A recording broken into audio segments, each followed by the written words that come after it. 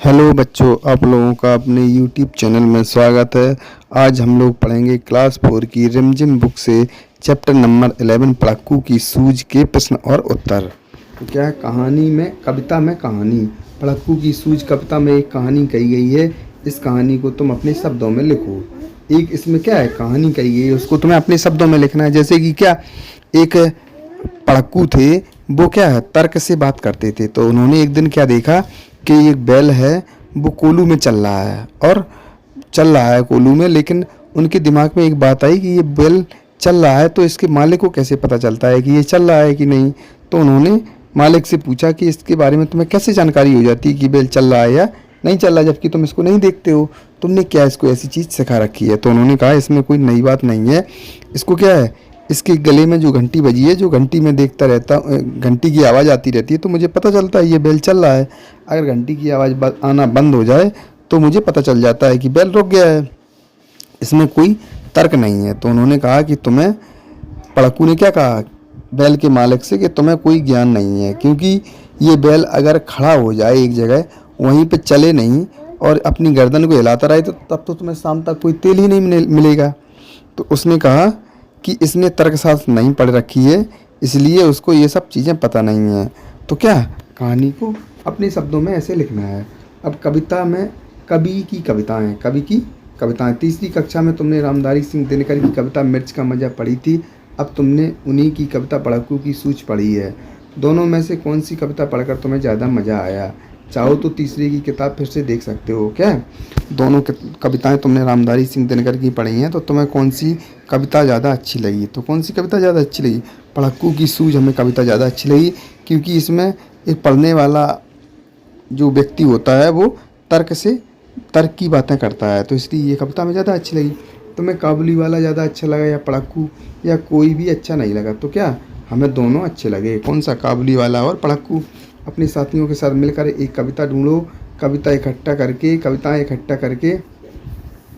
एक एक कविता ढूंढना है सभी लोगों को, और कविताओं को इकट्ठा करके एक नई कविता की एक किताब बनाना है सब लोगों को। अब एक एक कविता ढूंढ करके क्या है, जितनी कविताएं हो जाए उन सब कविताओं को एक किताब में लिखना है और किताब बनाना है। मेहनत के मुहावरे। कोल्हू का बैल ऐसे व्यक्ति को कहते हैं जो कड़ी मेहनत करता है या जिससे कड़ी मेहनत करवाई जाती है। मेहनत और कोशिश से जुड़े कुछ और मुहावरे नीचे लिखे गए हैं, इनका वाक्यों में इस्तेमाल करो। जैसे क्या है, दिन रात एक करना। क्या है, दिन रात एक करना। इसका प्रयोग क्या होगा, परीक्षा में अच्छे नंबर पाने के लिए सुरेश ने दिन रात एक कर दिया।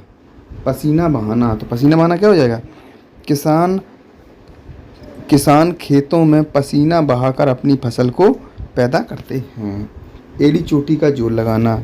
हमें क्या है, परीक्षा में अच्छे नंबर लाने के लिए एड़ी चोटी का जोर लगाना पड़ता है, या हमें सफल होने के लिए एड़ी चोटी का जोर लगाना पड़ता है।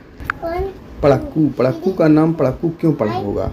तो पढ़ाकू क्यों पड़ा होगा, क्योंकि वो बहुत ज़्यादा पढ़ते थे तर्क के साथ। तुम कौन सा काम खूब मन से करना चाहते हो, उसके आधार पर अपने लिए भी पढ़ाकू जैसा कोई शब्द सोचो। तो कौन सा काम, कोई बातें ज़्यादा करना पसंद करता है तो क्या है, अपने लिए गप्पू शब्द हो सकता है। और कोई खाना ज़्यादा पसंद करता हो तो उसके लिए क्या, पेटू शब्द हो सकता है। तो इस प्रकार से अपने हिसाब से शब्द देखो, जो तुम्हें काम पसंद हो उस हिसाब से अपना तरीका। हाँ, जब बजती नहीं दौड़कर तनिक पूँछ धरता हूँ। पूँछ धरता हूँ का मतलब है पूँछ पकड़ लेता हूँ। नीचे लिखे वाक्यों को अपने शब्दों में लिखो। क्या है, मगर बूंद भर तेल सांझ तक भी क्या तुम पाओगे? तो इसका क्या मतलब होगा कि मगर बूंद भर तेल सांझ तक भी क्या तुम पाओगे। क्या, अगर बैल तुम्हारा नहीं चलेगा तो क्या तुम, मगर शाम तक क्या तुम एक बूंद भी तेल मिल पाएगा तुम्हें?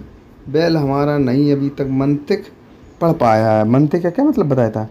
मंतिक तर्क है, तर्क या विवेचना। क्या होगा, उसने क्या कहा बैल के मालिक ने, कि हमारा बैल अभी तर्कशास्त्र नहीं पढ़ पाया है वो, तो इसका होगा तर्कशास्त्र नहीं पढ़ पाया बैल। सखा बैल को रखा इसने निश्चय कोई ढब है। मतलब ढब का क्या मतलब बताया, तौर तरीका या रीति, कोई ढंग। क्या, सिखा रखा इसने बैल को कोई ढंग या तौर तरीका सिखा रखा है, जिसने कि ये बैल बराबर चलता रहता है। जहाँ ना कोई बात वहाँ भी नई बात गढ़ते थे। यहाँ जहाँ पे भी कोई भी बात ना हो वहाँ पे नई बात बना लेते थे। कौन, पढ़ाकू।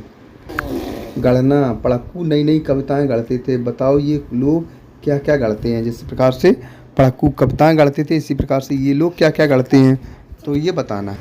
सुनार, सुनार क्या गढ़ता है? सुनार गढ़ता है सोने के आभूषण।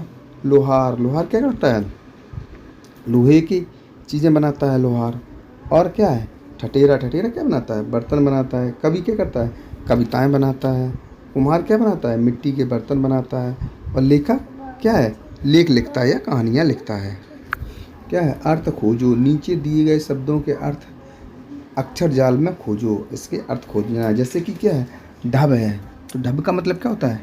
ढब का मतलब है तरीका। तो ढब का मतलब तरीका, ये हो गया ढब।